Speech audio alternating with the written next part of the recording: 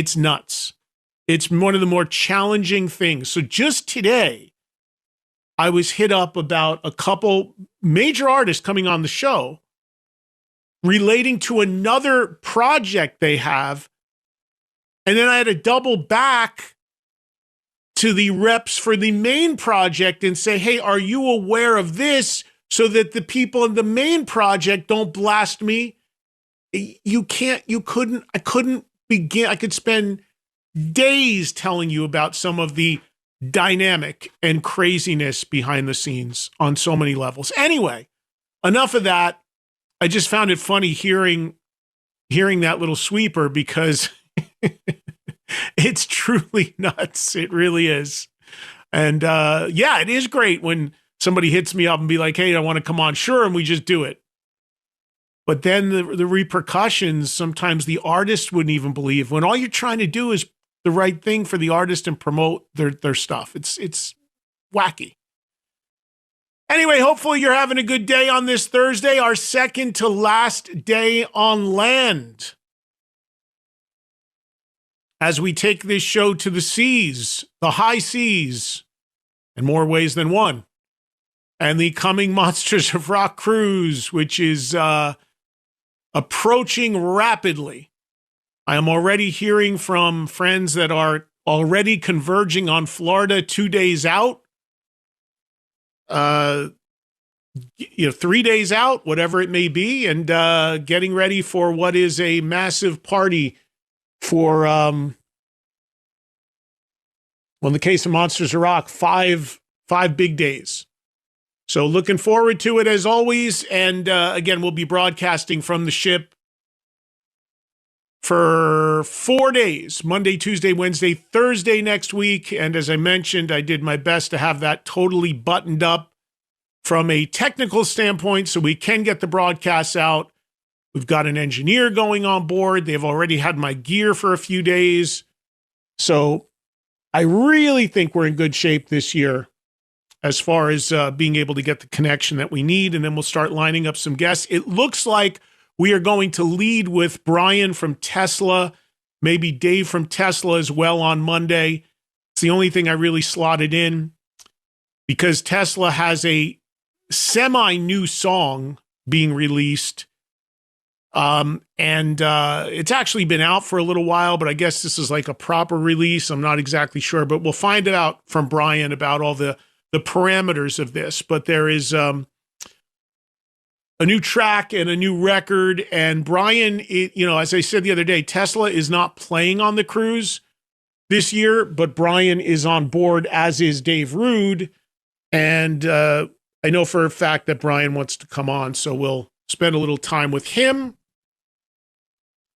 probably lead the guests, and we'll have a lot of the usual suspects and maybe some newer bands as well. We'll see how it all goes. But there's 4 days. This year's cruise is largely over weekdays. So as a result, we're going to shoot for doing 4 radio shows from the ship. That's the plan, and that's what we have as of right now. So that'll be cool, and be a busy, busy time for me over the course of the cruise, but as usual, looking forward to it. A lot of stuff to talk about, as always, as we get the show started today. A lot of things to hit you with in the first half hour, and we are stacked as far as guests today because we have 2 in today's show joining us. We are going to welcome to the show as our first guest. We will welcome in Myles Kennedy. You know how much I love Alter Bridge. You know how much I love Myles. And he will be joining us in the at the bottom of the hour to talk Alter Bridge, who are about to start a U.S. tour after doing Europe, and also, of course, have been touring.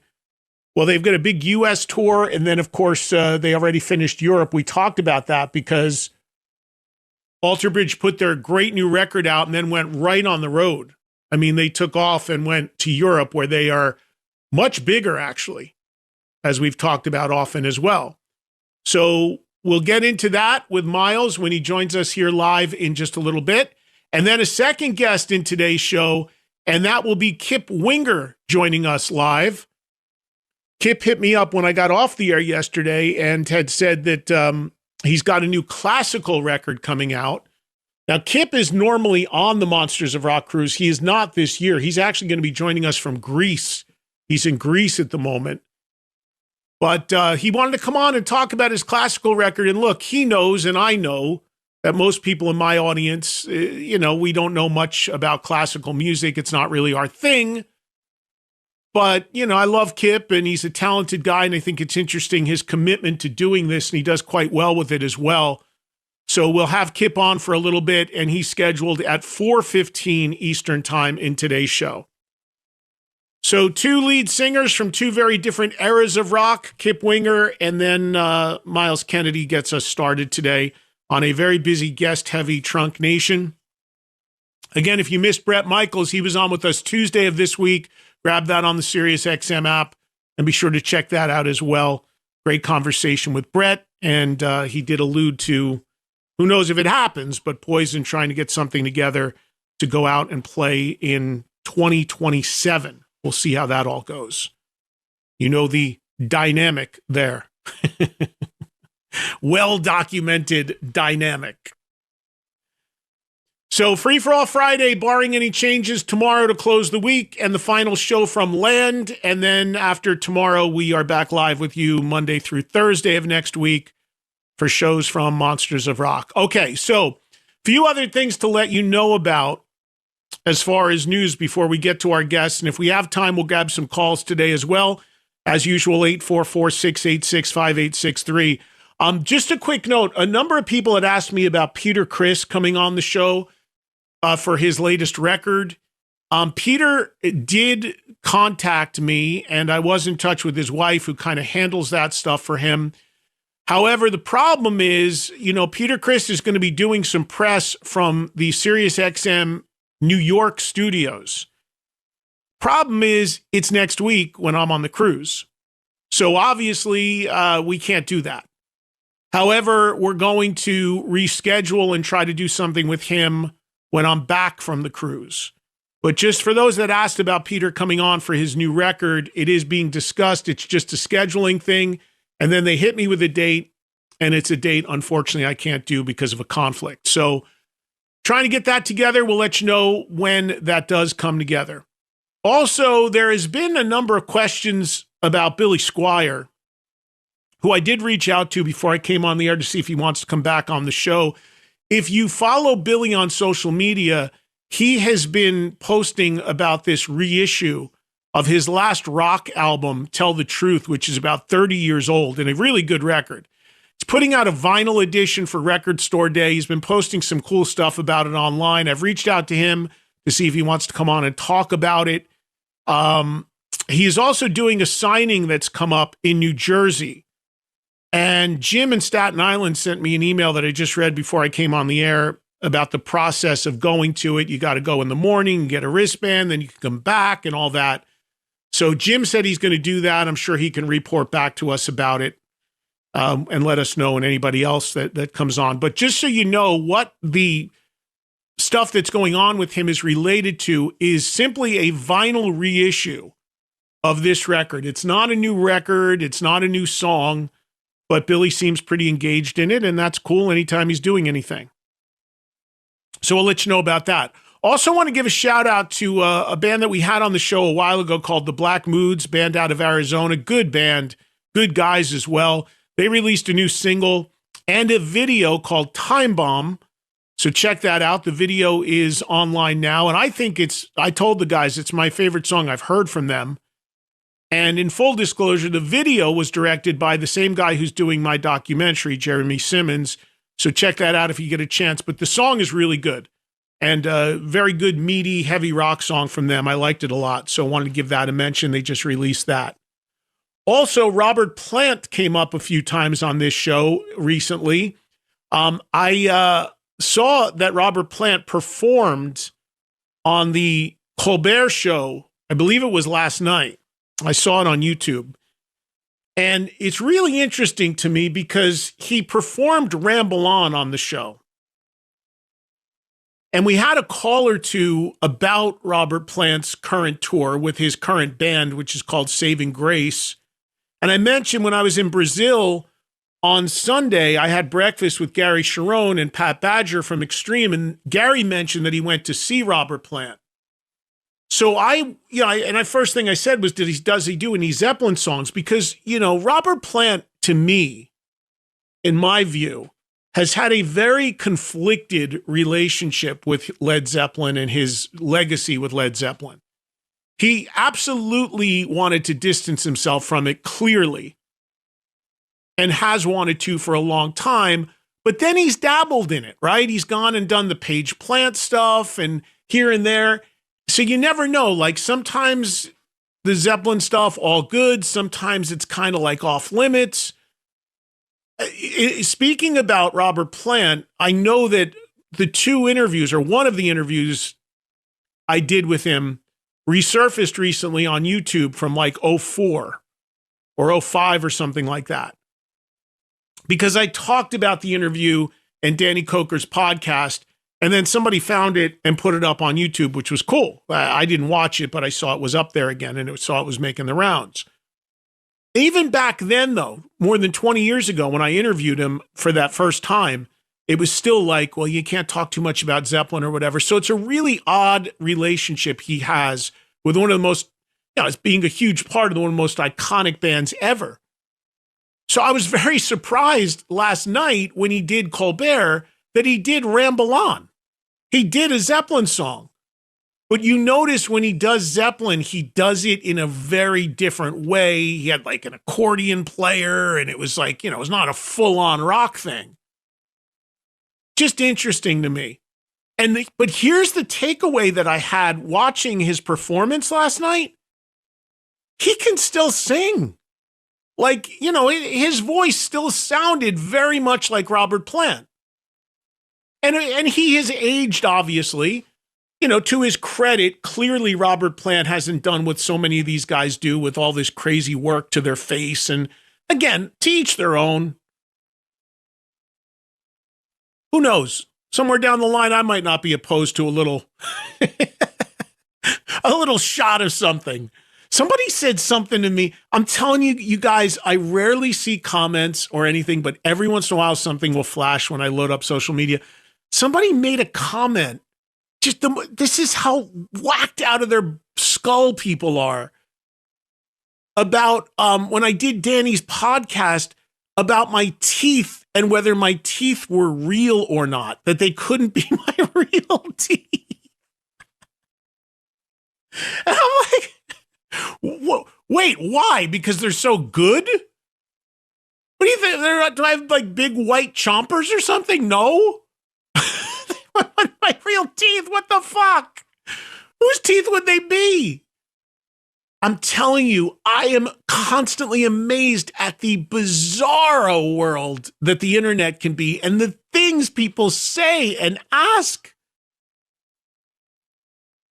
It's me like somebody saying, is that your real hair?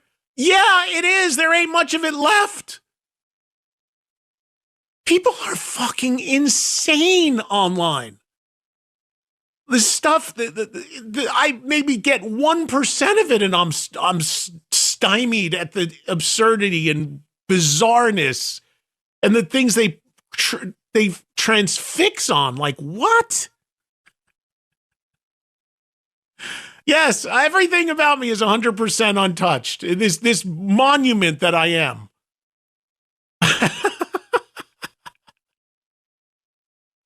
But Robert Plant clearly is 100% untouched. So you can see the man is aged clearly, like we all will, especially when you don't do all this crazy shit. So he looked fine, though. He looked like an older dude, but what was coming out of his mouth, which was most important, sounded great. That's all I care about. But he sounded like he could still sing that Zeppelin stuff. But clearly has, for the most part, for the last 45 years or so, has not wanted to go there. But he did last night on Colbert doing Ramble On, and apparently in his current tour, he does do a couple of Zeppelin songs. But he always does them very, very different in terms of arrangement. So again, very interesting relationship he has, and seems to have always struggled for whatever reason with his history with Zeppelin. Foreigner has announced a new album called In the Eye of the Storm, scheduled for July 17th. I'm not entirely clear all of what's on this Foreigner record, whether it's new material, remakes of old material, but I can tell you the first single is absolutely a remake of an old song. It is a re-record of Feels Like the First Time.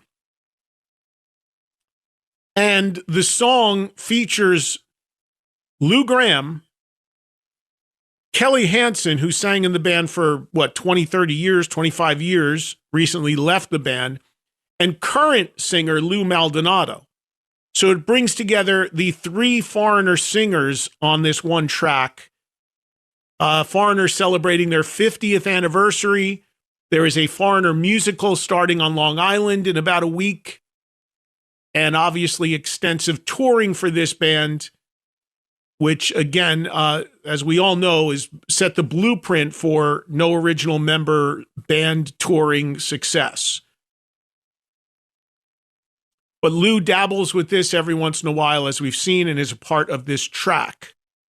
A few people pointed out to me, and I brought this up when it was announced, that Foreigner and Skynyrd are going out together this summer, making it a interesting bill in that I believe it's the first time there has ever been an amphitheater co-headline tour where neither band has one original member. And to me, what you make of that is what you make of it. I think you have to look at it the way you have to look at it, and it very much comes down to how it's being presented. I got to play you this. This is, I know we got, I know we have Miles coming up here in a second, so I know I got to get out of this open segment in time, but you got to hear this, you guys. So Iron Maiden, as we know, have a documentary coming out. It's called Burning Ambition. It's going to premiere in theaters. I actually was invited to a premiere advanced screening of this, but unfortunately I can't do it because it's when I'm on the cruise. So I could have seen this doc as early as next week, but I can't now. So I have not seen it, but I almost did if it worked out with my schedule. However, they released another trailer to the documentary where they're talking about songwriting. And it's clearly from like the early 80s to mid 80s, period. And Joel, I want you to play this for everybody from the top. You don't have to want just like the first 30 seconds of him talking. But let me tell you, if you've not seen this yet, you don't have the benefit of the visual, but just the audio is all you need. Because this is Bruce Dickinson. In this shot is Bruce Dickinson, Steve Harris, and Nicko McBrain. And they're being interviewed, asked about songwriting. This is Bruce Dickinson speaking. Tell me that if I told you that this clip was not from that this was not from Spinal Tap, you wouldn't believe it. Like this is exactly sounds like Nigel, or it could absolutely be a clip from Spinal Tap. Joel, play this. Go ahead. It seems crazy to write songs about drinking and screwing women and smoking strange substances and going out and partying and all the rest of it, when these are all things that are much more fun. It's much more fun doing it than it is listening to a song about it. So, I mean, anybody can go and do it at the end of the day anyway. You know, I mean, we prefer to write songs about things that people don't do very often, like death. Is that fucking great or what? Tell me that's not Nigel Tufnell. If you didn't know that was, like, if I told you, if I just played that for you and said, hey, this is an outtake from the new Spinal Tap, you would totally have believed it.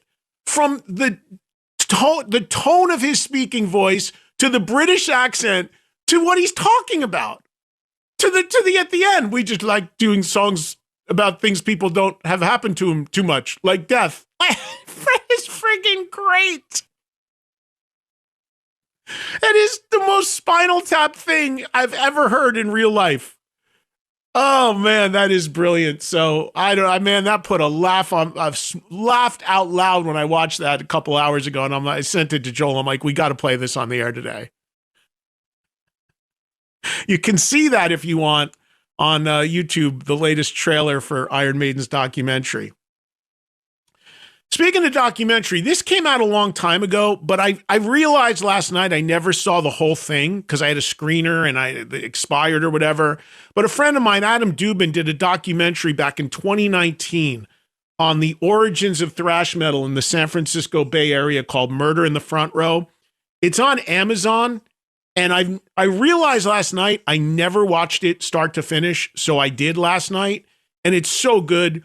You guys get a chance and you have Amazon Prime, check it out. It's part of the basic tier. And Kirk Hammett talking about how nothing but about UFO and how sacred UFO is to him and how it was all about UFO, which of course I love. But the Metallica guys are in it, Exodus, Testament, really, really good doc. And again, it's 6-7 years old, but still holds up very, very well. Just wanted to mention that real quickly because I watched it again last night. Speaking of UFO, there's a reissue of Wild, Willing, and Innocent coming. Phil Mogg will be on the show in May to talk about that. What else?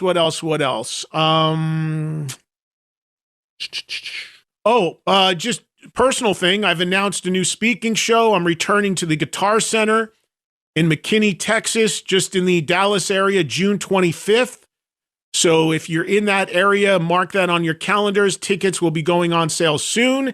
And like when I've done it past times at the Guitar Center, I've done this thing my third time there. It always goes so well. Thank you, everybody in that area. And probably a big part of why it goes so well is because we give you free beer with your ticket. So that is a great marketing ploy. Great brewery there called Tups provides free beer, makes the show way better. June 25th, mark it on your calendars, McKinney, Texas, Guitar Sanctuary. I will be back and we will have free beer once again. So I wanted to mention that. And then on the 27th, which is the Saturday, I'm hosting Tom Kiefer and LA Guns in Houston at Warehouse Live. So a couple new appearances to make sure you guys are aware of. Joel, anything you want to jump in on?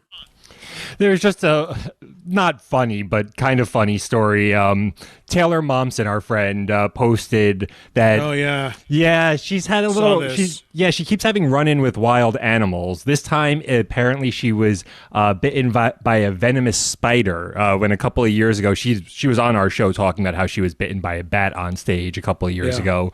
Yeah, so now apparently it was a venomous spider. She posted a video to social media. She's going to be okay, but. Man, she just keeps having run-ins with these animals. Yeah, it's no joke either because that spider was venomous. She had to get shots and get tended to medically really quickly. And same thing if you get bit by a bat. I mean, get rabies or whatever. So as much as it's kind of like, funny and she puts this stuff on social media and has fun with it, she's young still. So I'm sure she bounces back from a lot, but it could be scary, man. It could really, injure you or even worse.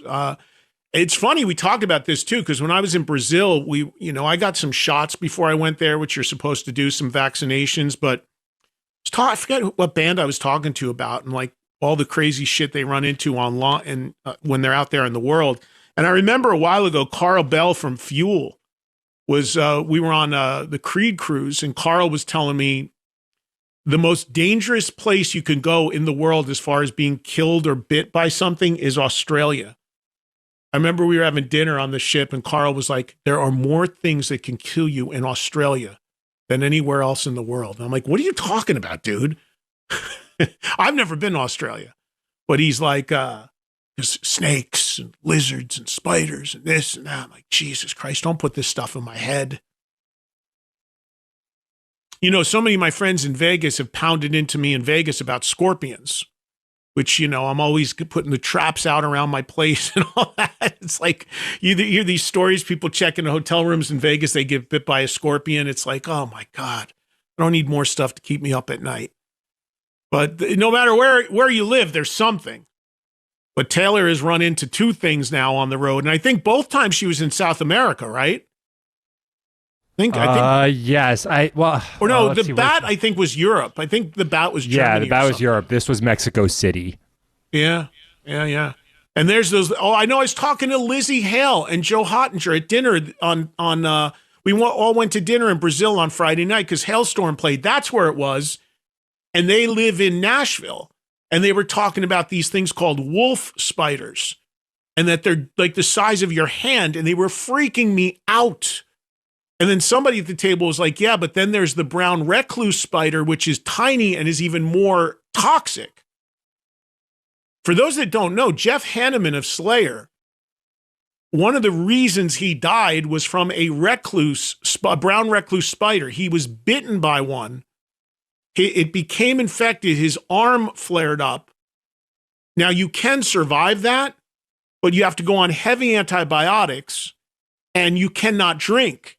And Jeff had a drinking problem and would not stop drinking while he was getting these meds for the bite, and that is really what killed him and shut down his body. I will never forget, I ran into Jeff Hanneman in L.A. after the bite, and he was all wrapped up with his arm, and I ran into him at a bar, and he was drinking, and I'm like, dude, and he's like, it's cool, you know. He just could not, that was the real demon that killed him, but the spider bite, you know, connected to that. It's just horrible. Ate up the flesh on his arm, and he wouldn't let the meds work because he couldn't stop drinking. Also, a happy birthday to Kevin Martin of Candlebox, who has been on this show in the past and who has said more than once that Candlebox is retiring and ending, but doesn't. Candlebox continuing to tour and make new records. So happy birthday, Kevin. All right, that's it. Let's get to a break because we got Miles Kennedy standing by. We'll talk to him right after. Knockdown, drag out, slamming show with Eddie Trunk. His voice is just freaking incredible. Sirius XM unites the genres of rock. Faction Talk. Okay, we are back and we are talking rock as we do every weekday here on Trunk Nation. Faction Talk 103 or the Sirius XM app. It is always great to welcome this guy to the show, one of my favorite people, one of my favorite musicians and singers. The new Alter Bridge album, self-titled, has been out now for a little bit. A phenomenal album. We've talked about it and played it quite a bit. Joining us now is Miles Kennedy. Good to see you, brother. Hey, Eddie. It's good to be here. Thanks for having me. Yeah, man. Anytime. So it's funny because before we got on there, we were talking about it's funny. Whenever I talk to you, we seem to always talk about various like phobias and issues and things that we have. Right. I think it's a sign of us getting older, you know? That is the truth. If it's not phobia, something's breaking. I always equate getting older to, you know, you're like an old car, and there's always something going on. You know, the carburetor's going down, and now, you know, so there's always something to fix, or there's some new phobia or some new neurotic tendency. Well, I was just talking about I'm going to be on a cruise ship for like 9 days coming up, and you were just telling me that you don't do well with boats, that you don't like the idea of boats, that like water in the ship's not good for you, which surprises me for somebody that travels as much as you do. You know, you're on planes and stuff, but it's not your thing, and I understand that. Yeah, it wasn't always that way. You know, that's the strange thing. I think as a kid, I probably would have loved it. But yeah, as I've gotten older, I just am more uncomfortable with the idea of being on the water. And I was mentioning earlier, I think it really did start. It started two places. It started probably seeing Jaws, and then Titanic. So it was something about those two movies really stuck with. And I always see how that can play out. And, I'm good. I'm good on land. I'm a land dweller. You know, we were talking before you came on the air because Taylor Momsen was bit on stage by a bat last year while opening for AC/DC. And now just the other day in Mexico, she revealed she was bit by a venomous spider in Mexico. And we were talking about like she had to get these shots and everything like that. And then I was talking to Carl Bell, the guitar player from Fuel, and he was just like, yeah, man, he goes, every time we go to Australia, he goes, Australia, like there's more things there that can kill you than anywhere. There's like spiders and flies and lizards and snakes and all this stuff. Have you ever had any like weird experiences with wildlife out there on the road? Oh yeah. Yeah. In fact, almost 10 years ago, on my first Year of the Tiger, when that was released, the first solo record, we started the whole kind of campaign in South Africa, and they were great. They brought us down, and it's just an awesome promoter who just spoils us rotten and takes us on like safaris and stuff. And so we were staying the night in this kind of I guess in the bush, 2 hours from civilization, and it was amazing. And we went and looked at the lions, tigers, and elephants and all that. We were in our elephant, and Selena was with me, and we were getting ready to go to bed. I was just getting ready to doze off, and all of a sudden I just hear this blood curdling scream, and I turn around. I'm like, what? And it's Selena, and she's just about ready to put her foot down to lunge into bed. And she looked down, and there's like a 4-inch big black scorpion. Oh, He was just about ready to step on. And yeah, and so I don't know so I still have the picture of the scorpion because it looks just like really mean, like it packs a wallop, right? So we have a friend who's like a nature guy that we'd met a few years prior, and we sent a picture to him, and he said, basically, if you'd have stepped on that, that would have been the end of the tour. You'd have been, if you could have gotten to a hospital in time, that was, apparently it was not one you want to mess with. So yeah, we've had a few. That was. Go ahead. I'm sorry. No, what were you going to say? Oh, I think we might have been charged by an elephant at one point, but I think the scorpion was worse. Yeah, I would find the scorpion worse too. It's funny you bring up scorpions because I live actually most of the year now in Vegas, and I'm always hearing from people about scorpions in Vegas, and I always have this thing in my mind when I go to my place there. I'm like, I start looking around, and it's like the other day, last year, my friend dropped me off, picked me up at the airport, and dropped me off at my place, and his girlfriend was in the car, and we're getting out of the car. It was like late at night, and I go, thanks for the ride, and I go, yeah, I haven't been here in a few weeks, so I'm looking forward to it, and she goes, well, you better make sure there's no scorpions in your house then. I'm like, Jesus Christ, I didn't sleep that night. Like, put that in my head, But the scorpions in Vegas, they're little, but they still will bite. Not like that. I know we're going to talk about your record here in a second, but dude, that scorpion that you're talking about, so there's a show, the magician David Blaine? Yeah. He has this show now on I don't know what channel it is, History Channel or something like that, where he does all this crazy shit. He goes around the world and does all this crazy shit. He goes to, I believe it's in Africa, and lays down with nothing on and has those things put all over his body. I'm out. People that can do that stuff, man, it just freaks me out. I don't know how they do it. And he doesn't get stung or anything? He doesn't Miles, they look like lobsters. They look like they were so big they look like lobsters crawling on him. No, I mean, he didn't get stung by that, but he did like a whole body of bees, but he did get stung there. It's crazy. I don't care how much money you're paying me. The bees, that's scorpions, obviously. Nobody likes a scorpion and spiders, but bees, that's a whole nother level. I've got this strange phobia of like yellow jackets, wasps. Yeah, so boats and bees. If there was I think hell for me would be a boat with bees on it. That is hell. Yeah. All right, Miles, thanks for coming on today. Good talking. All right, great. Kevin Shermonte's head is exploding. They got a tour coming up. We're getting there. We're getting there.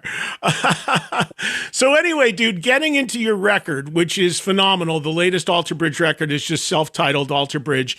A number of people in my audience brought this up. It's kind of here in the U.S. It was kind of interesting what happened because the record came out, and right when it came out, you guys were off to Europe. So you really didn't do much here in the U.S. in terms of physically being here, touring, doing a lot of press back this way. So tell me how Europe went, because you just did a big tour there where I know you do very well. Yeah, Europe was great. It's interesting there because it just keeps growing. I kind of keep expecting that part of the world to just kind of level off, and it just feels like more people are discovering it and showing up, and so that's a great feeling, especially when you've been in the game for a few decades and you start to think, okay, you've got your base and this, it is what it is, and it's great, and you're grateful, and you go play. But I'm like, man, there's a lot more people here tonight, and we're playing bigger venues, and yeah, it's interesting. So it was an awesome tour. I mean, we had great bands out with us. We had our good friends in Seven Dust, and we had Daughtry, and it was just a real, we were very careful with who we tour with. We want people out that we like, and so it just makes it very enjoyable. When you're gone for 7 weeks, you don't want drama. You want just a good like rock and roll summer camp. So yeah, it was an awesome tour. It was just really awesome. I've talked about this with you and with Mark Tremonti. It's interesting with Alter Bridge because here in America, it's building as well, and you do quite well, and you see the tour that's coming up. You're playing all good theaters and good venues, few thousand people. Last time I saw you when you guys toured in America, I saw you at that show in New Jersey. I never saw the place more packed, the Wellmont. You're going back there again on this run. But it's always been a whole different world for Alter Bridge, right? Like over there, you guys do arenas, right? Yeah, a lot of arenas. And it is interesting. Here we kind of, we're like a theater level band, and it's great. But for whatever reason, we knew it kind of out of the gate over there that there was just something happening. For whatever reason, the musical equation was resonating with more people, and so yeah, it's been nice to see that evolve. We kind of feel the same way about South America too. But the States, they're just diehards. It's steadfast. We've got our loyal fans, and we've been able to maintain it.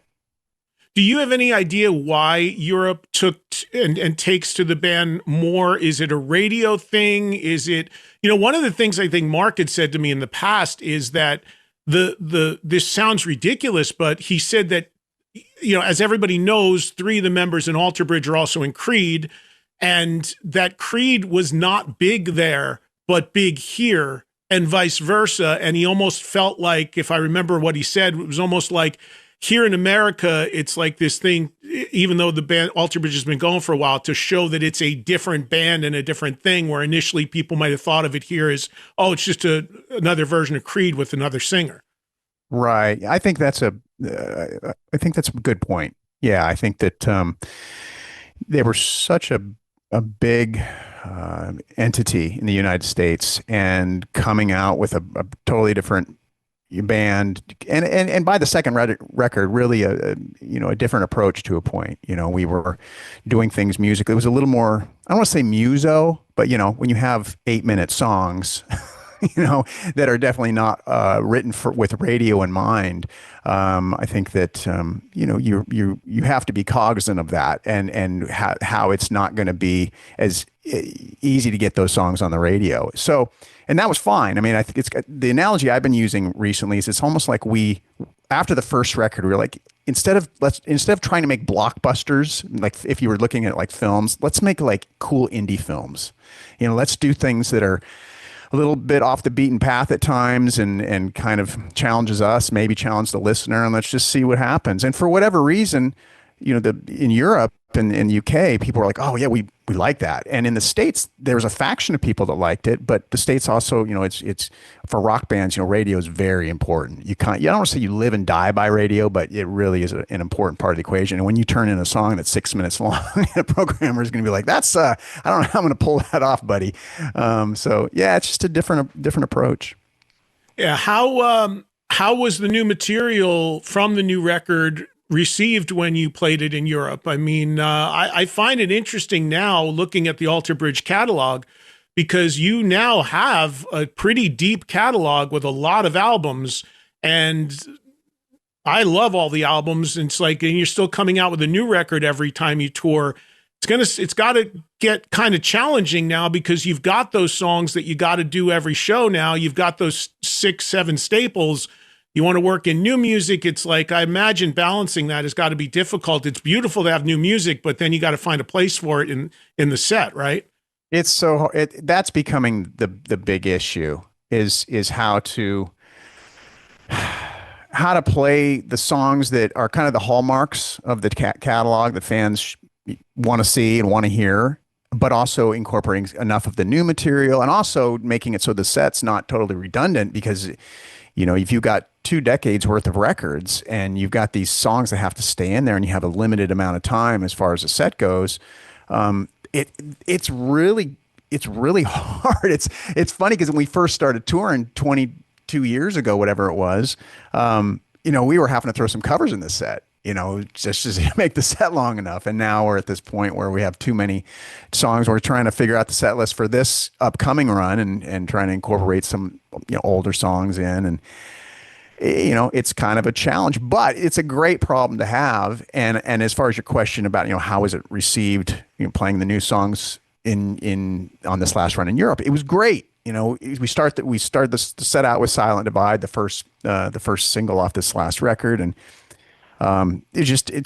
there's something about playing new songs. You get as a band, there's nothing quite like it, especially the first few shows because you're hoping that everything's going to go all right. People are recording. So it's funny. The first show we did, our lighting guy was awesome, but he would kind of had the lights dim. At the very, and it starts after the riff. So I'm playing the riff, and it's just me all by myself before the band kicks in, and the lights it was like practically black on stage. I'm like, I can't see the fretboard. And so it's like a kind of a clam bake there. There's some notes where it was like, is he playing the right note? And then the band kicks in, the lights come on, and I can see everything. But those are the things that are, in the heat of the moment, you're like, oh no, but out in retrospect, it's kind of funny. The guitar player couldn't see his fretboard because the lights were off. But it was a great tour. So ultimately, like, among fans, like, set lists are such a huge deal. They always talk about it. And now, who wants to know in advance what the band's doing, who doesn't? Of course, after the first show, you can go right online and see what the set is. Are you guys changing stuff out? Do you tend to change stuff out when you tour, or do you pretty much lock into something and this is the set for the whole run? And who makes the decision as to what you are and aren't playing? Because normally, most bands I talk to, that falls on the singer because you're the guy that's got to sing it. So is it you, or do you all sit down? How do you all figure it out? It's a rock and roll democracy. But they do lean, I really appreciate the fact that they listen to me. If my voice is, tired, I'm like, hey, I don't know about this track tonight. And they're great with that. So what we do is we have audibles. So we have the foundation of the set, the songs like we were discussing earlier that have to be in the set. But then we have songs that we interchange. So it's not the same, especially for the fans that show up to a show. We have fans that are like deadheads that'll just come to an entire tour. So we don't want them to be like, we've already seen this exact set, 10 times. So yeah, we have audibles that we interchange, and we kind of do it by committee. What are we doing tonight? And we just kind of, put a set together as a group. And when we agree, we send it to our front house guy, and he prints it, and we do it. Yeah. The U.S. tour for Alter Bridge starts April 25th in Orlando. I'm assuming it's by design because Tremonti lives there and the other guy, they all live there, I think, right? They make you go from Washington to Florida to start or end all the time. Exactly. I need to talk to my manager about that. But yeah, it'll be good because, right now it's the weather's okay today here in Spokane, but the weather's, I'm sure, better down in Florida. So I'm good with starting it there. But I think we kind of wrap it up in Florida as well. So yeah, they've got it good, those boys. 3 versus 1. They're always going to win, right? Right. And tell people for the U.S. run who you have out with you and what to expect on the U.S. dates. Yeah, so we have Filter, we have Tim Montana is doing some of the shows. I know we've got others here as well. I'm real excited because we've done shows with Tim Montana in the past with my solo thing. Tim's awesome. He's a superstar. And then we've Filter. I've never had the opportunity to tour with, but I'm a fan. Yeah, that's going to be cool. Yeah. I met Tim a couple times. Actually, when I met Tim, he gave me hot sauce. He was doing barbecue and hot sauce with Billy Gibbons. I don't know if you know about that. He had really? his own brand. Yeah, and it's really good. Like, it's not just like, they stamped his name on it. It was like really good stuff. But yeah, he was working with. I guess he has some connection or history with Billy Gibbons, and he was doing some sort of sauce with Billy Gibbons. Yeah, him and Billy, I think, are pretty tight, and so that's it's great. He's just the thing about Tim is he's very resourceful. He's just kind of. I don't know. I'm rooting for him, and plus he's a Pacific Northwesterner. He's up in Montana, so he's not far from here. So yeah, and he put out a new song today. We should mention too. I know that he dropped a new song. Which one did he drop? Let me see. It's called "Break Me Down." Oh, that's a good tune. I was just listening to it earlier. Yeah, he sent me that tune before it was out, and I just was like, man, that hook just gets stuck in your head. Yeah, there's a video and a song for that. And as far as Filter is concerned, they are going to be on the Summer of '99 / Creed cruise, which I'm also on next week. So I'll see. I'm actually think I'm doing something with them on that. I've not seen them play in a little bit, but everybody remembers their stuff was real cool as well. So should be good. Oh yeah, there's some great tunes. Yeah, really. And I believe we're doing I believe Seven Dust is on a few of these shows as well, if I'm not mistaken. I should really have this shows how professional I am, but yeah, I was really, and going back to Seven Dust, from this tour that we did, it was really cool seeing those guys on this European run because they hadn't been to Europe in a while, and so it was just incredible to watch them win crowds over every night. I remember one night, someone asked me the other day, so what was your favorite moment on this last run? And I said, to be honest with you, it was when we played Belgium. And I went up, and I usually would want to watch the first two bands, and Seven Dust. It was just like, it was incredible. I mean, they just these people had never seen this band before, and the way they won over the audience that night was super inspiring. They have something really special. I've always been a fan of that band. Yeah. I know them from way back when they first came out, and I've seen them recently as well on the last cruise actually. And I mean, Lejean's voice is killer. Morgan's a maniac back there. It's just there's a lot of energy there, and a lot of really big heavy grooves too, like just heavy grooves. So yeah, the grooves are pocket. Yeah, they're amazing pockets, right? It's like, I call it heavy metal Morse code. That dun dun dun dun. Which I love. Yeah, I think to me and to my ears, and I don't know if this is a conscious thing or intentional, but to me in my ears, it seems like Alter Bridge almost gets heavier with every record. I mean, I know that Mark loves his metal and his like thrash and stuff like that, but man, I mean, there are some thick, heavy riffs, all the records, but this one in particular is like, is that by design, or is that what just you guys come together and that's where it's going?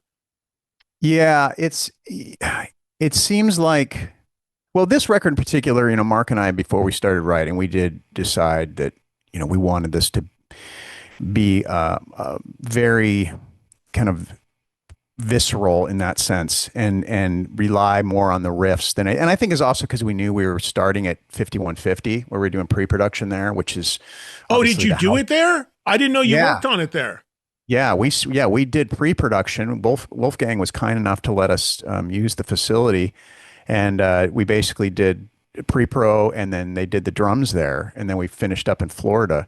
But knowing that we were going to get started at a studio that, where so much of the music that I grew up on had been recorded, and also just the continuation, all the stuff Wolf's doing, which is brilliant. So you're like, okay, the bar is very high there. We don't want to come in there and kind of tarnish the ghosts of these great songs with a bunch of crap. So, I think Mark and I were really cognizant of that and making sure that we put our best foot forward riff-wise. And then I think what it did is it informed the record. It became a heavier record. Just a lot of we had too many riffs to pull from. Yeah. Yeah, no, it's killer. I love it. And it's fun. I didn't know that 5150 connection, but Wolf was just on with me recently, and we were talking about this. I'm sure he told you, that place, we almost lost that place in the LA fires. Wolf told me he had the Frankenstein guitar literally in the passenger seat of his car, ready to run it out of there. That would have been a horrible loss. I mean, there was so much horrible loss, obviously, but in the music community, I didn't realize it had gotten that close. Yeah, isn't that crazy? I heard Yeah. that story too, and I was just like, imagine that. I mean, imagine being Wolf and trying to figure out of all of that amazing gear, what is going to make the cut, right? It's like having to pick, your which kid you're I gonna know. save. And Yeah. yeah, but fortunately, it didn't burn down, so it's all good. Yeah, no, it's good. All right, listen. Before I let you go, I want to ask you about a couple other things real quickly. So you and I've not talked to you on the air since this happened, but you and I always have had this thing where we love John Sykes. We're Oh a yeah. huge fan of John Sykes, and sadly, we lost John, and it was a shock to everyone. But I just wanted to get you a few thoughts from you about John, because people might not realize how much you love John and his playing and all of that, and how it kind of influenced you to some degree. Yeah, John was a massive influence, and for me, it started with the '87 Whitesnake record. That record that was an important record for me, and a lot of it was because of the guitar part. It was just his sound, it was his feel, those riffs, the solo. I mean, it was all there. And so then a few years later, when the Blue Murder record came out, I was just like, wow. I mean, he can also sing and do all that. Yeah, he was something else. And a lot of it is just, he's one of those triple threats. He's a great songwriter, great singer, great guitar player, and he looked like, I mean, especially for that era, he was like the quintessential. That's the, if you think of like cool hard rock, like icon, he had it, right? I mean, he was just, he kind of Checked all the boxes. all the Yeah. boxes. Yeah. Yeah. But definitely an influence. A lot of the way I hear melodies with guitar parts and the way my vibrato, a lot of that I got from John Sykes. Yeah. Yeah. No, he was and he was a friend of mine as well. And it just was such a shock to have lost him. And I used to tell John all the time, I'm like, man, there are so many people out there that love your playing and that you influenced and want to see you out there doing stuff. And he never believed it. He'd always, come on, mate, whatever. I think because, unfortunately he was not seen in the video for Still of the Night. There's Right. a lot of people that did not know you're a musician. You knew people that really knew, cared, read the liner notes, but they saw those videos, they saw those other guys, and he never got the acclaim or the attention for it. And I think that, honestly, that really like bothered him his whole life. It was really Sure. something that hung over him. It was a hard thing, as anyone would imagine it would be. Yeah. I totally get it. I mean, that's got to be incredibly difficult. So, Yeah. but those of us who knew, we were passionate, and that's for Yeah. sure. Yep. It's like Me a too. cult, Right. cult of us out there. Yeah. Oh yeah. Right to the end. And, I was just in Brazil last weekend. I hosted a huge rock festival over there that was headlined by Guns N' Roses. Slash and I were texting, but I never actually saw him, but we were texting back and forth, and I was in a different place at a different time. But that record, I know, because he's told me, the record you guys have made he is really, really high on. As you know, Slash is not like a pitchman hype guy at all, but he has said to me on more than one occasion how strongly he feels about this record that's coming, that you've finished. So what can you tell the audience about the next Conspirators record, which is, I guess, scheduled for 27, right? Yeah, I believe that's when we're shooting for it. Yeah, I kind of echo his sentiment. I think I'm normally not that guy either who gets super excited. I'm always kind of wait until it's out for a while before I feel confident enough to know. I need distance. And but I remember as we were doing it, feeling pretty confident. And I think that it's nice to hear that he feels the same way. Yeah, it's going to be it's kind of a twist and turn, more of a heavy metal polka record we're shooting for. I'm joking. I really should not F around like that. Brought in some rappers. Yeah, exactly. No, it feels good. It feels really good. So I'm stoked to hear that he feels the same way, and it's going to be fun to play those songs. Absolutely. So is 27, because I know this year it's a lot of gun stuff for him. I know this year it's a lot of Alter Bridge for you. Is the plan that 27 is kind of carved out for the most part to focus for Slash and the Conspirators? I believe that's the plan. Yeah, I think that we're going to try and touch as many places as we can as a touring entity. So yeah, I'm stoked.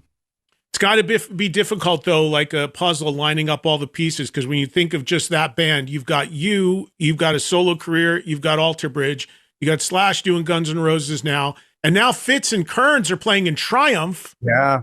And then Isn't that Frank cool? is playing with Wolf. So it's like you're trying to get the stars to align, I would think.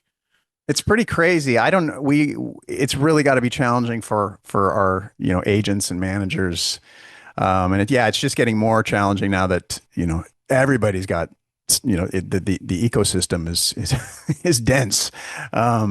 But somehow we always make it work. And I think with these bands and projects, I've said this 1,000 times, but I think everybody just likes the hang. I think everybody's hardwired a certain way. There's no drama. It's just, I think about next year, and I know it's going to be getting back together with the family. It's the same way I feel about Alter Bridge, about my solar thing, and hopefully they all feel the same way. You know what? You don't go in. I don't feel like any sense of dread with any of it, which is good. Yeah, that's definitely good. You don't want to be in a career where it's like, oh shit, I got to go see that guy. Got to play with that guy again. Listen to his stupid jokes.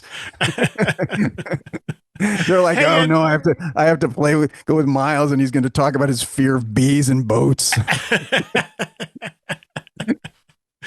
And let's get a little something from you on your solo career, because last time I saw you, we were in Wisconsin. I hosted that show at Epic Event Center. You were opening for Wolf and Mammoth, and we had a good hang that night, and you guys turned in a great set. What do you have? Have you started thinking about another solo record, or is there you have some timetable for that slotted in? No timetable yet. I just recently started chipping away, just kind of stockpiling some ideas. I intentionally powered down with, after the Alter Bridge record was finished last year and then knocked out the Slash record. I was just like, you know what? I'm going to let the well fill up. I'm just, kind of tapped at the moment. So I've got a lot of work to do if I'm going to, start thinking about that. But, I've got some time. And if you, for people that don't know, you had one or two co-writes on Sebastian Bach's last record from a year or two ago. It was really, really good stuff. Are you writing? Have you done any outside writing for other people? Any other places we'll see your songs turn up? No, nothing. I think that was the last one I did, and I enjoyed that. That was a really fun process. Yeah.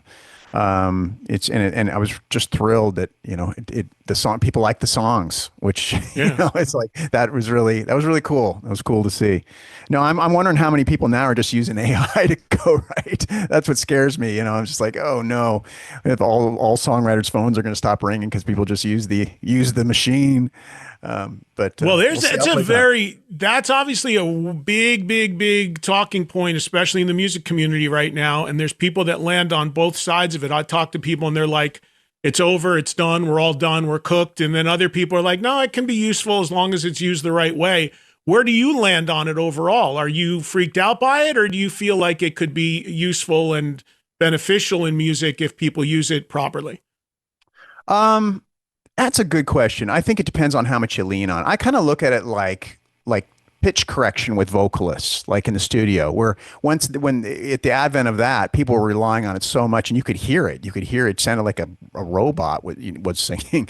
And so as time has gone on, people have kind of like, I listen to recordings now. That's cool. They didn't overly correct that. You can hear the human element, and I think that might be a thing. I think there's going to be a faction of people who want to know it's made by a human being, and that there's just something.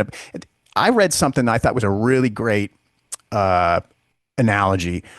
When the player piano came out, people thought it was over for piano players. They thought, oh, no one's going to hire a piano player anymore. You got to play your piano. But people wanted to experience, a human playing it. And so I think that's always going to be a part of the equation. So I don't think I'm as freaked out as I was a year ago. The more I think about it, I think things are going to be all right. There are going to be people who abuse it and who just rely on it too much. And I think there are going to be purists and they're going to hang their hat on that, and they're going to be a faction of people who know that and want that and will support that, and I think we'll be all right.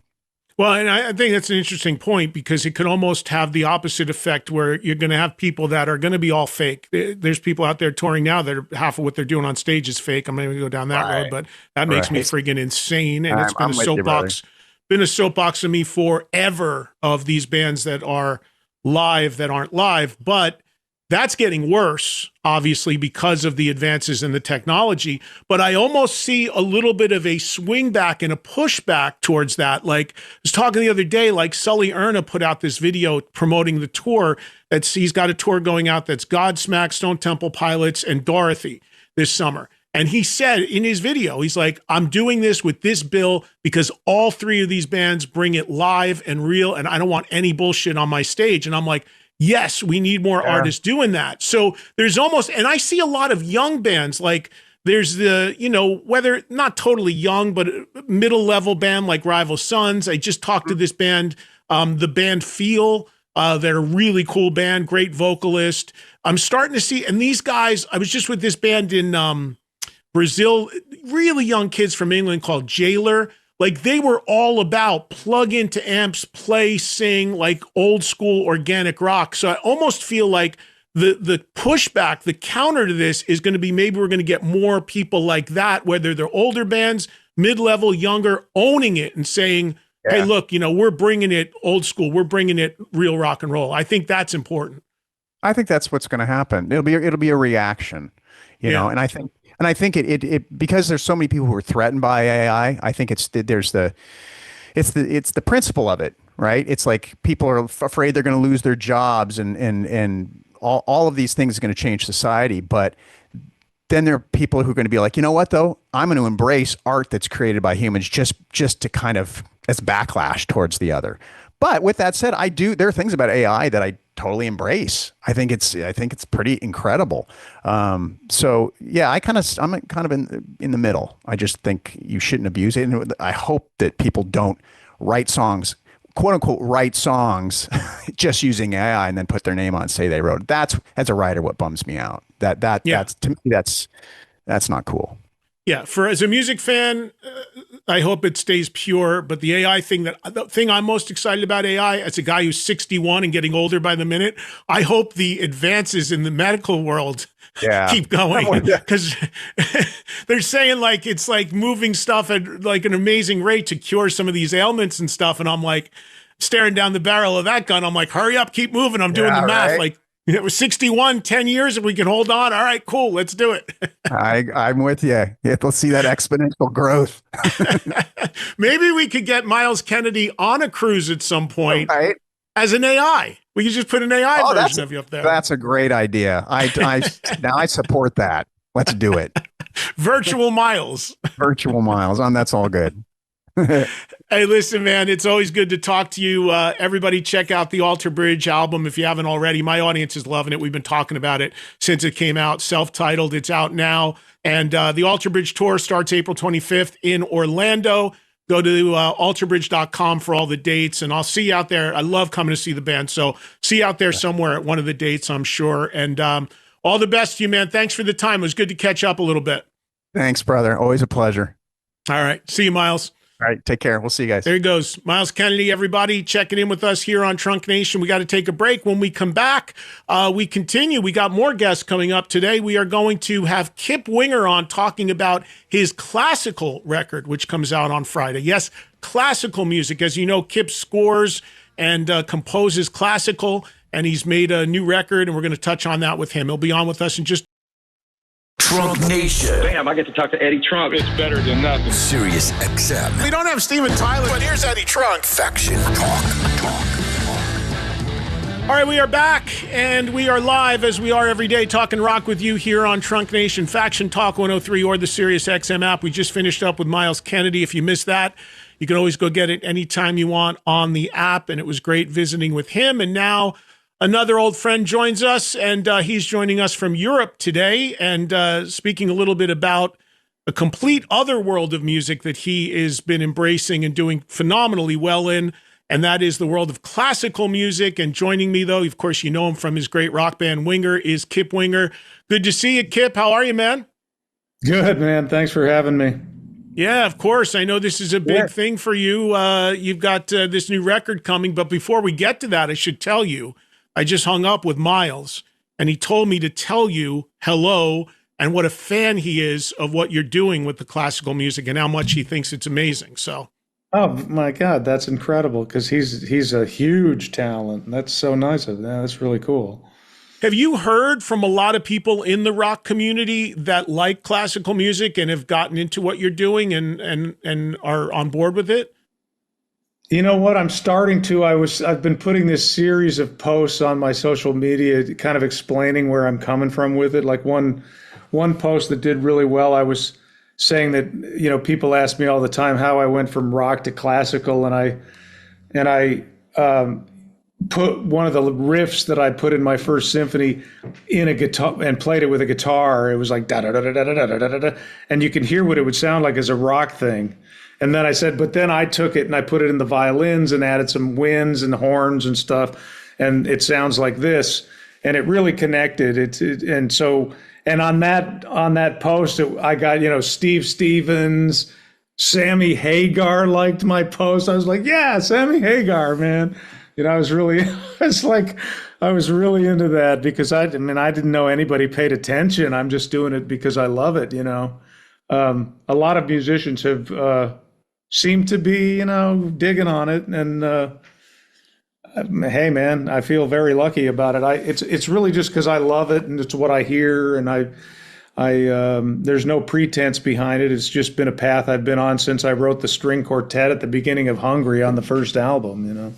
Oh, right. I didn't think about that, but I was just going to ask you, is there any stuff in Winger music that kind of gives a nod to this? And yeah, totally. First album, Hungry, the opening piece, right? The first thing you hear. Yeah. And Headed for Heartbreak's in a weird mode that I learned when I was studying some classical stuff. So I did kind of lead, I left like a crumbs along the way to as a path to where I was headed. There's some Rainbow in the Rose and the Sun, and then Winger 4 had a lot of that stuff. And, you know, I always approached the rock stuff from a very compositionally point of view. Because you know what, Eddie, I've never really been a jammer, you know, unless I was jamming Grand Funk with my two brothers when we were kids. You know, it was always like learn the part, write the part, and get it done. I was never really like the jammer type of musician, you know. Yeah. So were you always into classical? Like, were you, people that don't know, you did ballet at one point. So there was some crossover there, but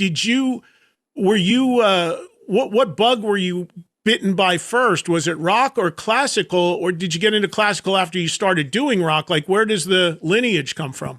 The thing that really led me to it were bands like Yes and Gentle Giant and Jethro Tull and those early prog rock bands that had like counterpoint and stuff that you would learn like Gentle Giant. I mean, those guys were music students, you know, and they put and George Martin, you know, you hear the string quartet on Eleanor Rigby and you're like, you know, like it's mind blowing. And so I was always very attracted to all of that stuff. And I studied classical guitar when I was about 16, simultaneously taking a ballet class with a girlfriend who didn't have any of her friends that would take it with her. And I was doing karate before that, so it was natural for me. And when I listened to the music that was in there, I was like, who the hell wrote this and who the hell wrote that? And that's when I really got into it and kind of fantasized about that for a long time, and then I finally got serious about it when I was about 35. You know, I was a late bloomer to it, but I took it very seriously at about 35, and now I'm 64. So I've been doing it a long time now. But doing that math, Kip, that puts your big interest in it, if I'm right, timeline-wise, right around the height of Winger, right? Like while you guys are humming on MTV and all that, right around that time, that's where this really became interesting to you? No, I meant when I really took it seriously to study it. Now this happened.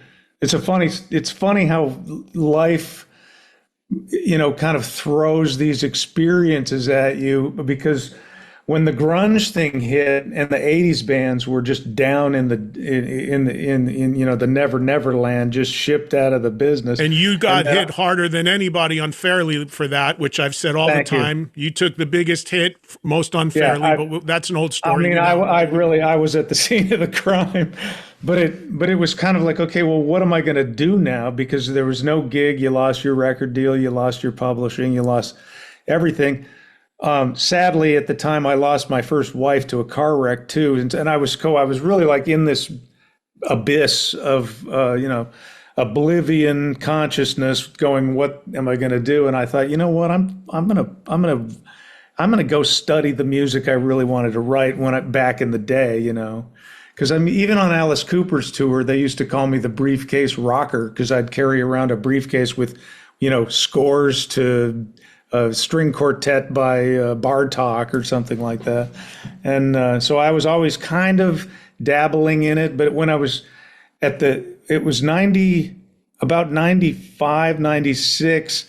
So the grunge thing hit 91, and then we rode that down. Pull, our third album, came out in 93. We did a round of touring with that, but it was all like, and then I was sitting there in Santa Fe, in the mountains of Santa Fe, all, kind of going, okay, what am I going to do?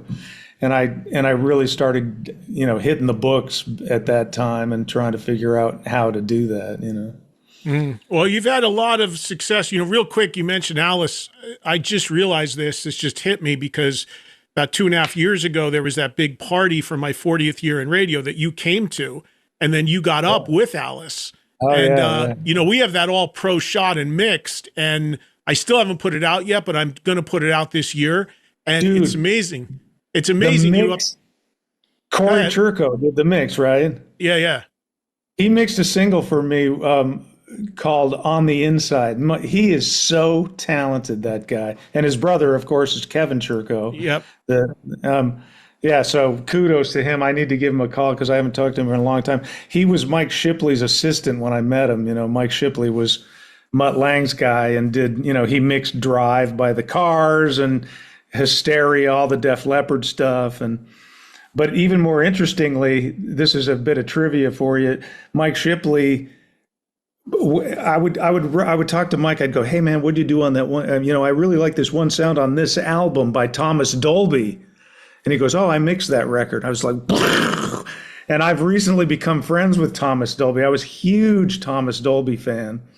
And I don't know if you ever had a chance to interview him. He's so interesting, because he was right at the beginning of all the English stuff that happened in the early 80s. And but Mike worked on all of his records, and Corey Churko was his assistant. And in my opinion, Mike Shipley was like the Picasso of mix engineers.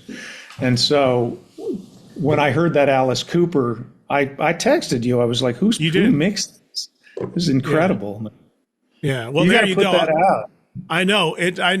We've had all kinds of problems with sync rights and all that. So now we're just going to end up putting it on YouTube and letting them deal with it. So, but I'm working on it, because it has to come out, because it looks and sounds amazing. There's stuff all over people that were there in the audience, but this, as Kip just said, the audio and video on this is incredible. So we will get that out. I noticed that he edited out the mistake I made on Under My Wheels. I wouldn't have even picked up on that, but it was so cool to have you up there with Alice. And then, you got up and you were singing backing vocals, Kevin Cronin too, on Roll with the Changes. I think you have you out there for that too. So it was a magic night, man. Magic night. Really cool. Really cool. So let me ask you, on the classical record, Kip Winger, Symphony of the Returning Light. You said it's out on Friday, so if people want to hear what Kip's doing with classical, this record is available everywhere on Friday. Tomorrow. Yeah, tomorrow. Yeah. Tomorrow. We broke the system. Anybody that wants to go buy it, you can. If there's several places to buy it, but the Amazon currently is out of stock. Go figure. It comes out tomorrow. But I emailed the Naxos record company to restock that. But it's with the Nashville Symphony, Giancarlo Guerrero conducting, and Giancarlo Guerrero is a very interesting conductor. He was in the Bad Bunny. He was the conductor in the Bad Bunny performance when you see the string players Giancarlo was the conductor. I owe him a lot. He commissioned me for this album, 2 pieces, a violin concerto and a big symphony piece. And Giancarlo, the conductor, was a percussionist, and his favorite band is Rush. So think about that. Because when I got into classical, we say classical, it's really like modern orchestral music. When I got into it, I was thinking, I was very intimidated by all these people, because it's the legacy of the music is so many hundreds of years of great composers, and you just feel intimidated coming from the rock side. But the truth is, like, here comes Giancarlo, the conductor, and his favorite band is Rush, and he just wants to talk about, 2112 or something.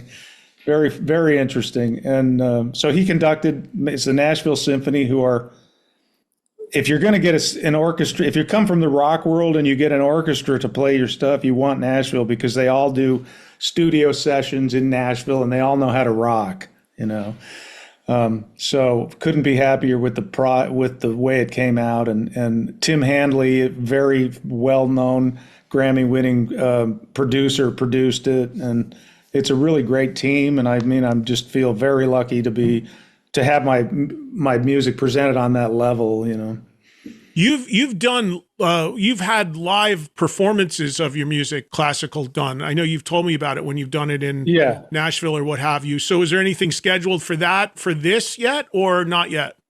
The premiere of the violin concerto was last, I want to say May. It was last May. And a soloist by the name of Peter Otto was the violinist. We did 2 nights and recorded those nights. So I'm working on getting more performances. There's a performance of that piece in Chicago there's an open air arena in Chicago. I think that's actually in May of 27. And I'm working with some other orchestras in Europe. I'll be posting all that stuff, The thing about that world is they book it really far out, So, but I've been very lucky to get a lot of performances. And what's funny is, dude, I just wanted to do it. I didn't really think about orchestras playing my stuff, because I was like, man, I don't know, that'd be great. And so I'm getting a lot of performances. It's really cool. Let me ask you just like a basic question here. And I know you're not doing this for this reason, but when we talk about the rock world, right? So many artists talk about how the money's dried up. Like there's no money in making records, and you got to tour, and it's all the money's on the road and all of that. Can you make is doing classical music profitable? Can you make money doing it? And where does it come from if you do? That's an interesting question. It's a great question. I have made money on it, and the way that it works is it seems trivial, but it ends up being good. You get commission money, for example. They say, hey, we're going to pay you to write this piece. We want it to be 20 minutes, and they usually pay you by the minute. So if it's an 8-minute piece or a 20-minute piece, the money goes like this. In this case, they commissioned me for 2 20-minute pieces, so it was actually very profitable. And then you turn around and when you get a live performance in a hall that is responsible to pay BMI or ASCAP, you get that fee. And then another thing that nobody would think of is that you get a score rental fee. They have to pay you to read your score, basically. So actually, we've sold some albums on this, so there is some money in the album sales. I mean, it's not, especially by the old standards, but so there are, 4, 5, 6 streams of income in it. And I mean, I was never doing it for the money, but there's been a nice surprise that there actually is. And for big orchestral composers, there's a lot of money in it. It sounds like there's more revenue streams than in rock. In some ways, there are. Yeah, that's true. Yeah, that's interesting. I'm not going to be selling a T-shirt at the gig, though. So there's no merch. There's no merch. Well, let me ask. Baton. Well, hey, I'm sure it could be done. But let me ask you this. This is interesting too. Now that I think about the mash the connections of classical and rock, hard rock, what have you. So I've had Tony Iommi on here a couple times. I'm sure you heard about this. There is a Black Sabbath ballet. Have you heard about that? No. So they've done it they've done it in America and they've done it in England, and it's been very successful. And he goes to it. He's played in it. And it is ballet renditions of Black Sabbath songs. Like the inventors of heavy metal putting their music to classical and doing it in a ballet. That's crazy when you think about it. But Tony said it's done really well, and they're going to keep rolling it out. Do you think, or do you have any interest in potentially adapting winger music to classical? Could you do that?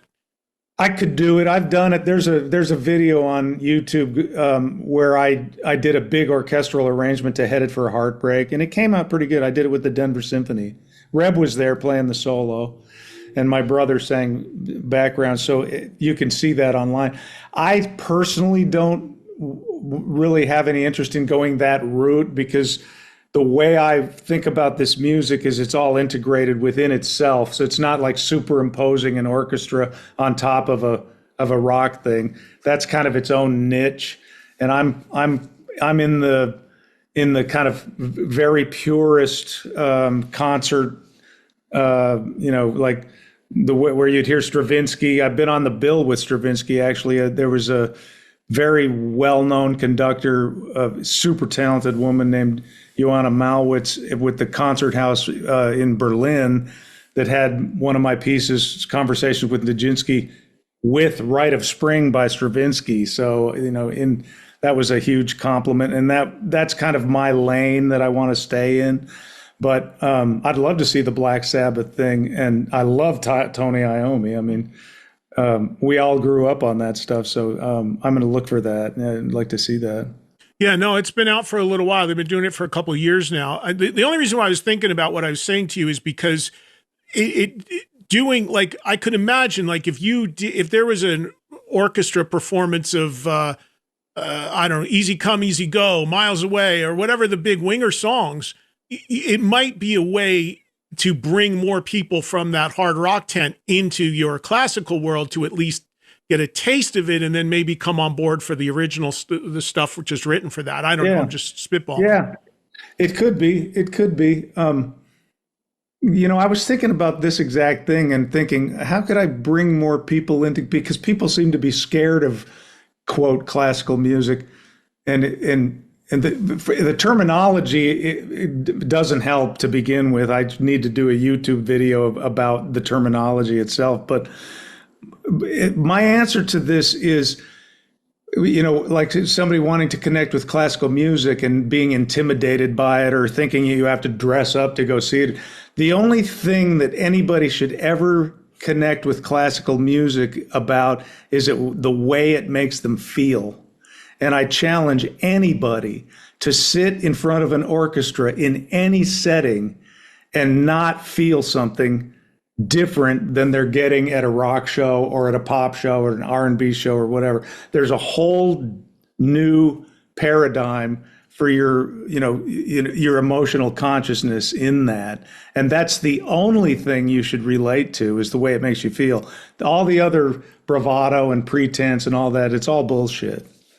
There was a time, Kip, where everybody, like every major heavy rock act, was doing a record or a tour incorporating an orchestra. Everybody from Metallica on down did it. It became a bit of a fad. I thought in some cases it worked, in other cases it didn't. Totally. Well, I just had Miles on. Alter Bridge did a show, I think Royal Albert Hall, with an orchestra with their thing. In that case, I liked the way they did. Some of the stuff I didn't, but it got like, Kiss did it in Australia. It was like, I don't know about that. But so in some cases it worked and some didn't. But for you, like as truly somebody that knows and writes this stuff and whatever, are you a fan of that? Are you a fan of when heavy rock acts try to integrate that and put it together? I don't love it, but I have heard it where it's really good. Like, I'd love to hear the Alter Bridge one. I've heard some stuff like that. I'm really just kind of into I refer to the great composers, and I'm really into that thing. So I don't. Well, I mean, I enjoy watching a performance of it or something. Some of them have done it well, but it's nothing that it's not really my lane at all. But it is good for people to experience that, and it's very popular, and I endorse it. You know, if people dig it, right on. You know, it's kind of like a good way to bring people into this work. Being exposed to an orchestra is this thing they're doing where you can go watch a movie with the orchestra, you know, and people seem to love that. It always sells out. They do Harry Tim Potter Burton. with and whatever it is, you know, and Danny Elfman is a god, you know, so there's a lot of that kind of thing going on. I mean, he can do anything he wants, and it's incredible. Yeah. So listen, man, and the Kip's classical record, Symphony of the Returning Light, is out tomorrow, everybody. So if you want to check out what he's doing, be sure to go grab it wherever you get it tomorrow. It's available physically, and then is it on like most new releases? Does it hit all the streaming platforms too on release day? Yeah, and all the streaming platforms and the HD platforms and all that, and same as any other thing. And we're, like I say, we're restocking the CDs, and I know that a lot of people. I don't own a CD player myself. It helps us. It's my shameless plug is, you know, if you do want to buy it, it helps me like move up in the Billboard chart of the traditional classical. I had my first album go to #1, which was my only #1. Go figure. So it'd be great to have a decent chart position in that. But other than that, I'm just doing it because I love it. It helps you. You were going to say it helps you if people buy it physically, CD or LP, more so than it does. It does. The way they do, the way they do the charts now is they call it a consumption chart. So if you want to stream an album and have it equal one album sale, you have to stream the album 1,500 times. You know, so it's just a crazy world. I mean, you know, I was talking to my friend today, actually thinking I feel very, very lucky that I grew up in the analog world where no cell phones, no internet. I was cutting tape, you know, on the machine when we were recording, and I just really am glad I was able to live through that, because I mean, even I'm just guilty of doom scrolling. Yeah. You know? Yeah. Have you gone to a concert? Have you gone to a concert at all where they don't allow you to use your cell phone and they lock it up? Have you heard about that? No, but I fully endorse that. We couldn't do it. I don't think. I never play at shows where they would do that. But I mean, you know, I think guys like Bob Dylan and people like that, they're, you know, you've got to put it in a. You know, I don't know what they. I had the guy on that developed the pouch. The pouch is called Yonder, and the heavy rock bands that do it, I know the Misfits do it, Tool does it, Ghost does it, Stone Temple Pilots did it when they played their first show with their new singer. Some comedians do it, and I went to a Ghost show. That was the first time I had to do it, and I endorse it fully. It's game changing. Not only your focus on the show and the music, but even the part that people forget about it is before the show starts. Like, just, you forget that for that hour or half an hour you're in your seat waiting for the anticipation of the show. You're talking to the people around you. You know, you're getting excited and like getting pumped up instead of, like you said, just, you know, oh, okay, the show's going to start, whatever. Or looking around someone's phone. It changes everything, man. It's great. Right. I completely endorse that. I would love to do a show where I didn't see everybody's phone like this the whole show. Yeah. I've never experienced that. That'd be fantastic. So one other thing before I let you go, because I know it's late there in Europe where you are. In just a couple days, I'm leaving for the next Monsters of Rock cruise. You're a regular on there, whether it's on stage or in the casino. You're not going to be there this time. But you have told me, and you've told others, that Winger, you're phasing out of that. You're getting out of the rock thing. You're letting it go. But it seems like every time you're out, they pull you back in, because you announced like a half a dozen shows this year with Winger. So what is the status of Winger? Well, the status is that I think I put a reply on one of your threads on Twitter or whatever. You know, I never said, okay, this is our last show, because I never wanted to be like, okay, goodbye, and then, oh, well, by the way, we're going to play a few gigs. My thing was like, hey, if a good festival comes up, or if a show, a good, mostly like a festival or maybe a cruise, I'll do the show up to a point. So before I did that show at the Rainbow Backyard Bar, and it was like a backyard bash, which was kind of, we were going to, let it go then. We already had a few shows this year booked already. And so they're slowly being announced. And so, I mean, we've got, I don't know, 4 or 5 left, and it's going, there will be the last one at some time soon. I've been having a lot of trouble with my voice, and I don't want to be the dude that's on stage not being able to, hit the notes and stuff. I want to be able to be 100% and just leave that impression.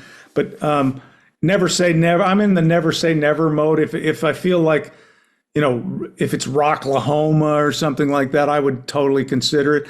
And it's really only because I love my band guys. We're just such good friends, But for me, the travel and the time it took to continue to do the schedule that we were doing, I just don't want to do it anymore because I'm so focused on this. And the thing that I see that happens all the time, I always joke with my audience and say no band ever ends because everybody always comes back. So that's just a fun thing that I've always been joking about. But the one thing that you absolutely see is that absence makes the heart and the guarantees go up, because the less a band plays, the more we got to get. So you can almost go with a less is more approach where you play less, but you get paid and get more people out every time you play because it's special, right? Dude, I called my agent. I said, man, why haven't you been doing this for the last 5 years? Like, what the hell? Right. If you can't see Winger every weekend and you can only see him 3 times a year, destination gig, more people, more money. And, that's why one of the reasons why Dee checked out of doing these Twisted Sister shows, though, to your point, which I respect the hell out of the ability to do it at a good level, is Dee was concerned because he's like, thought about it at 71. He's like, look, I set a bar for performance and vocal. I ain't going to go out like that. Much as it sucks as a fan, because you want to see these guys go on, I'd much rather have that happen than have them go out there and be a shell of themselves, or even worse, playing the tape and faking it and AI and all this shit. So I respect the hell out of the decision. I know it's a tough one, but I get it. It's terrifying. It's terrifying to go out and wonder if you're going to be able to be on point, I can't remember the quote I read about Dee. It was like, hey, why should I be out there at 71 trying to prove that I can sound like I'm 21? Because I'm not 21, I totally respect that, and I'm on the same exact page. Yeah, I mean, he left a lot of money on the table, but, he had a little bit of a health concern too. There was that, but still, I mean, I've said that because I used to say to Dee all the time, you kind of painted yourself into a corner, the way you're a madman on stage, and now at 71, and nobody could live up to that as much as he takes great care of himself. So I get it. Yeah. And listen, Rod Morgenstein's feeling it. He's 73 and, he's an animal behind the drums, but he walks off stage ready to throw up because it's so physically demanding. And, at our level, we're not flying around in our own Learjet either, by the way. In between the gigs, we're like fighting with the whole airport situation. So it's, right. It's difficult, man, but like I say, I feel very fortunate that I have this other career that's really doing well, and I'm very into it. So for me, it's a very natural transition. And for all the people that are bummed out about it, I totally get it, and I'm sorry, but I'm doing my best singing, and it's terrifying, Well, you know what, man? The one thing I'll say for people that haven't followed your story that closely in the last 20, 30 years is that I got so much respect for how you guys, because as I alluded to earlier, and I've said a billion times, you guys unfairly took the heaviest hit during that whole 80s backlash, and you persevered and came out the other side and went out there in the last, whatever it's been, 20 years, playing great shows, making people happy, people reconnect. It's really funny. It's really funny to me how some of the bands that took the most shit have come out the other side with the last laugh. You know, I got a cruise coming up that I'm hosting for Creed. This is their 4th one.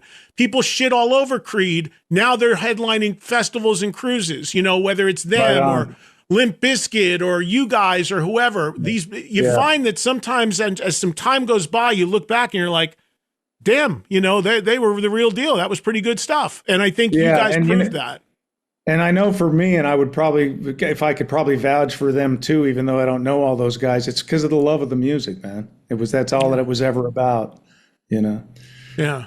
And you had said too that Hetfield reached out to you, right? About the whole literally getting darts thrown at you. Are you still in touch with James? Sometimes, I mean, you know, it wasn't, you know, he called me up and very graciously apologized. A super classy dude. And like in another life, we could have been best buds. I mean, it just, and he followed up with text, and I'd get a text from him every once in a while going, whoa, like it wasn't just a one-off, you know. Very, very classy dude with a lot of integrity. Yeah. Well, that was cool when you told me that. I know you shared that on the air a while ago. So, all right. Well, listen, man, I'll let you wrap up there for the evening. Again, check out Kip's.